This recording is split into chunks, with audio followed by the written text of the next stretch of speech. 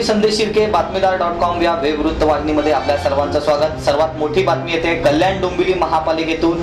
कल्याण डोंबिवली महापालिकेची आचारसंहिता लागू झाल्यानंतर पहिल्याच दिवशी या आचारसंहितेचा भंग करण्याचा मान राज्याचे मुख्यमंत्री देवेंद्र फडणवीस यांनी मिळवला आहे। पाहूयात याबाबतचा बातमीदार.com चा एक्सक्लुझिव्ह रिपोर्ट। ये अंधा कानून है, अंधा कानून है। राज्याचे मुख्य निवडणूक आयुक्त जे.सी. सहारिया यांनी कल्याण डोंबिवली महानगरपालिकेच्या निवडणुकांची तारीख जाहीर केली। यानंतर त्याच दिवशी 12 वाजल्यापासून कल्याण डोंबिवली महापालिका परिसरामध्ये आचारसंहिता लागू झालेली आहे। मात्र असं असताना देखील राज्याचे मुख्यमंत्री देवेंद्र फडणवीस स्वतः कशा पद्धतीने आचारसंहितेचा भंग करतायत हे आपण आपल्या डोळ्यांनीच पहा। ये अंधा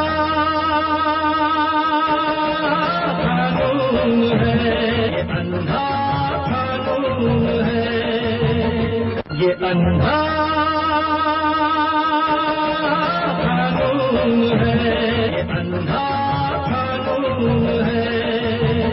अंदमान निकोबारचे माजी राज्यपाल रामभाऊ कापसे यांच्या अंत्यविधीसाठी मुख्यमंत्र्यांच्या गाड्यांचा ताफा थेट कल्याणमध्ये येऊन पोहोचला।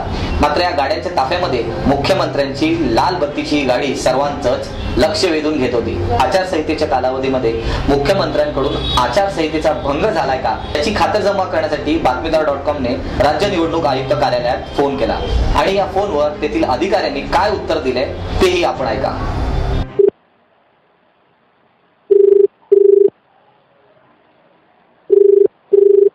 Hello hello, election commission, state election commission. Okay madam, Vyas sir का मुझे कांटेक्ट नंबर मिल सकता है क्या? मैं रिपोर्टर बोल रहा हूँ।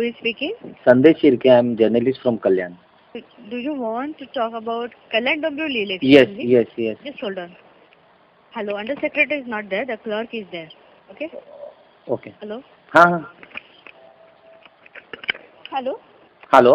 ऐसा हुआ है कि आज चीफ मिनिस्टर खुद आए थे यहाँ पर कल्याण में और उनके गाड़ी पर खुद के लाल बत्ती था, तो बस इतना जानना था कि ये अगेंस्ट कोड ऑफ कंडक्ट है क्या? हाँ। है ना मॅडम? कल्याण डोंबिवली महापालिकेच्या सार्वत्रिक निवडणुकांची घोषणा झाल्यानंतर सर्वप्रथम निवडणूक प्रचाराचा नारळ फोडण्याचा मान राष्ट्रवादी काँग्रेसने मिळवला आहे। या प्रकरणी आचारसंहिता भंग केल्याचा सर्वात पहिला गुन्हा थेट मुख्यमंत्र्यांवरही दाखल होऊ शकतो। त्यामुळे कल्याण डोंबिवली महापालिकेचा 27 गावांचा विषय असो अथवा वादग्रस्त गुरुदेव एनएक्स हॉटेलचा विषय असो, मुख्यमंत्र्यांनी ज्या पद्धतीने आपले निर्णय सहजासहजी मागे घेतले आणि त्यांची नाचक्की झाली, तशाच पद्धतीने आचारसंहिता भंग केल्याचा गुन्हा दाखल झाला तर निश्चितच भाजपवर नाचक्की येऊ शकते। अक्षय महाडिकसह संदेश शिर्के, बातमीदार.com कल्याण।